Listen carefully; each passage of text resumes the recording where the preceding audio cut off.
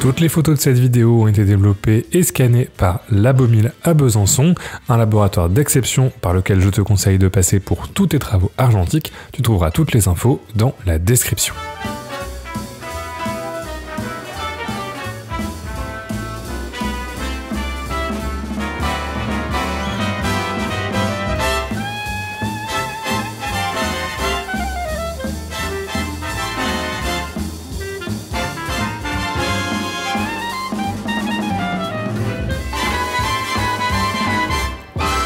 Bonjour à tous et à toutes, c'est Baptiste de MGK Photographie. On commence la petite balade photo du jour dans un cadre plutôt sympa en plein milieu du 5e arrondissement de Paris, à côté de la mairie du 5e et du Panthéon où j'étais pour un mariage. J'ai commencé la pellicule par ces deux petites photos dont je suis assez content, notamment celle-ci où je trouve que la composition fonctionne très bien, la lumière est très jolie. On était encore sur la lumière douce du matin et le placement de la passante qui est là avec pile dans le rayon de lumière entre l'ombre. Je trouve que voilà, c'est une photo qui est particulièrement réussie entre humain et architecture et ça donnait le ton pour cette journée de photos. J'ai pris celle-ci aussi qui est plus classique mais la lumière est toujours aussi jolie.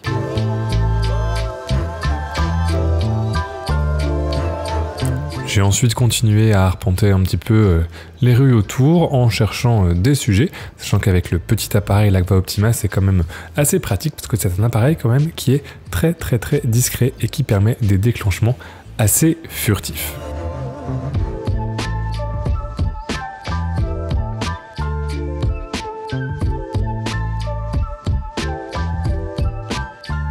C'était le matin, il y avait un peu de gens à la terrasse de café, surtout des cafetiers qui s'installaient. J'en ai profité pour photographier quelques-unes des terrasses assez classiques. C'était une ambiance très parisienne.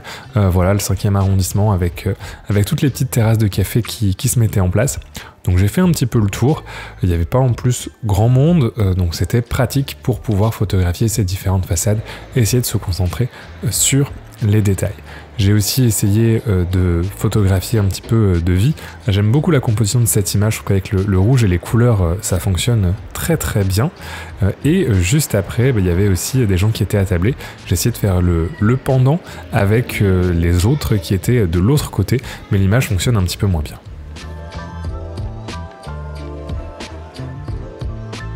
Sur ces deux images, cependant, on peut vraiment remarquer les rouges de la pellicule qui sont assez particuliers. Il y a vraiment un côté assez vintage, je trouve, aux couleurs. C'est un peu chaud et le rouge a un côté un petit peu orangé qui est assez sympathique, que j'aime beaucoup et qui rend vraiment bien avec cette émulsion. Ici, j'ai été interpellé encore une fois par la lumière qui était super douce sur l'architecture du bâtiment en face et je suis assez content de la photo. J'aime bien le reflet et comment la lumière a découpé l'architecture. Je trouve que ça rend hyper bien avec ce côté vintage et des couleurs de la pellicule un peu nostalgique. Et je trouve que c'est quelque chose qu'on retrouve voilà, un peu dans l'ensemble des couleurs, ce que je te disais sur le rouge. Je savais pas forcément au moment où je prenais les photos puisque j'avais jamais shooté l'émulsion, mais c'est vrai que j'ai plutôt bien choisi mes sujets, comme cette façade avec en plus le scooter devant, et voilà, ça fait vraiment quelque chose de très vintage, on se croirait presque dans Amélie Poulain ou dans un film qui cherche à être ostensiblement parisien. Donc c'était peut-être le bon choix de pellicule pour cette petite sortie photo au cœur de Paris.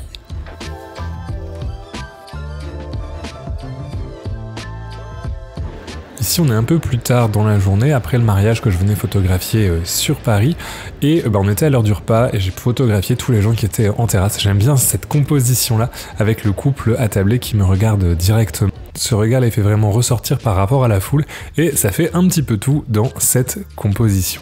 Pour la photo suivante, je l'ai pris vraiment sans réfléchir. J'ai vu voilà, la tête du gamin qui était au-dessus de la boulangerie et les gens en face. Et franchement, c'est une photo qui marche très bien, même si c'est pas une photo que j'aurais pris habituellement. Alors, je me cherchais aussi un petit coin pour manger. Et voilà, il y avait quand même pas mal de gens. Mais j'aime bien cette ambiance de terrasse un peu surchargée. Encore une fois, le petit regard direct là sur la terrasse qui marche bien. Et puis ensuite, je suis allé moi-même me poser pour manger et j'ai pris une petite photo du restaurant où je me suis installé.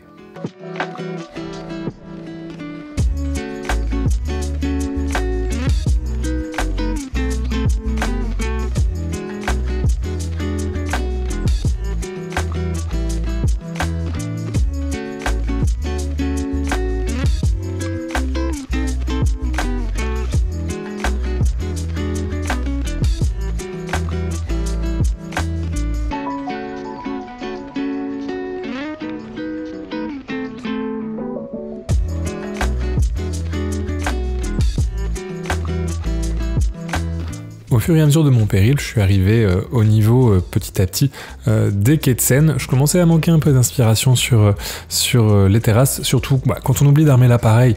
C'est un peu plus difficile de prendre des photos sur le vif, mais voilà, petit à petit je suis arrivé au niveau des quais de Seine, donc il y avait encore plus de monde, encore plus de touristes, et j'ai pris ces 2 petites photos de la Seine. J'aime beaucoup celle-là avec le bateau et la composition avec les gens qui sont juste en bas du quai, je trouve que ça fonctionne super bien. C'est vraiment le placement, en plus ça crée vraiment une ligne virtuelle entre le couple qui est tout en bas, la péniche et ce rouge encore une fois qui ressort de manière particulière, et le fait qu'il y ait encore quelqu'un tout au bout avec l'architecture derrière. Je sais pas, je trouve qu'il y a un truc dans cette photo que j'aime beaucoup, même si comme ça elle paye pas de mine. J'ai pris une autre aussi qui fonctionne un petit peu moins bien car elle est un petit peu trop chargée. Je suis ensuite arrivé sur le pont des Arts où j'ai canalisé mon martin-part intérieur pour photographier les touristes qui étaient en train de eux-mêmes se prendre en photo. Voilà, c'est pas des photos qui sont trop sérieuse, mais je trouve que ça fonctionne bien, puis je trouve que c'est un exercice aussi intéressant d'être comme ça sur le vif. Comme l'appareil, c'est un appareil photo zone focus, il n'y a pas besoin de faire la mise au point. 400 ISO par un temps ensoleillé, ça me donnait une bonne profondeur de champ, donc c'était assez facile de faire comme ça des photos sur le vif. Je suis arrivé ensuite dans la cour du Louvre, où j'ai essayé de jouer avec des gens qui étaient assis et l'architecture d'isoler un petit peu des personnages comme ça. Je trouve que c'est des compositions qui marchent aussi très bien dans le rapport humain à architecture. On est arrivé à la fin de la journée, grosse journée photo puisque j'avais un mariage le matin et une séance après-midi le soir, plus cette pellicule que j'ai fait, et l'inspiration commençait à tomber. Alors j'aime beaucoup celle-là, mon sujet c'était la dame avec son chapeau. Bon, on la voit pas trop, j'aurais pu faire un petit peu mieux, mais voilà, je suis quand même content, j'aime bien l'ambiance de l'image. Pour terminer la pellicule, j'ai remonté doucement vers le quartier des Halles, mais là pour le coup je commençais vraiment à être fatigué et à manquer d'inspiration pour la suite, et j'ai totalement zappé de filmer un peu les dernières photos que j'ai faites, mais il y en a plusieurs que j'aime bien, que je te mets ici tout de suite. Il y a celle-là où voilà, je trouvais que ça fonctionnait bien en termes de composition, un petit peu cadre dans le cadre. Celle-ci qui marche bien, un petit peu dans le classique de ce que j'avais fait. Et celle-là que je trouve super bien, notamment grâce à la couleur du débardeur de la jeune fille et voilà le geste du couple. C'est une photo de rue de dos. Je sais, je conclus sur quelque chose qui est un petit peu une hérésie, mais je sais pas, j'aime beaucoup l'ambiance qui se dégage de cette photo et c'est plutôt, je trouve, pour moi c'est une de mes photos favorites du rouleau. Dans tous les cas, j'ai plutôt apprécié les photos qui sont sorties de cette petite sortie, sans prise de tête, mais je trouve que j'ai quand même réussi à faire des photos plutôt sympas.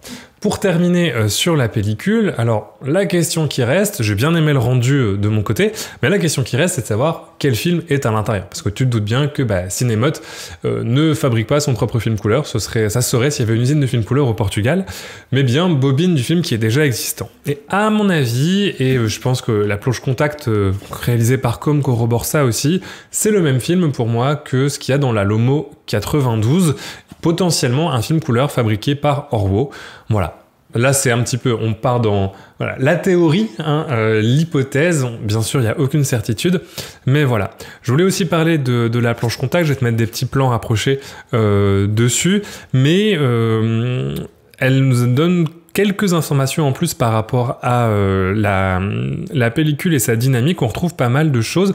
Le scan a un peu, j'ai l'impression, abîmé certaines couleurs de la pellicule, notamment sur les vues d'intérieur, qui sont beaucoup plus froides sur la planche contact ici.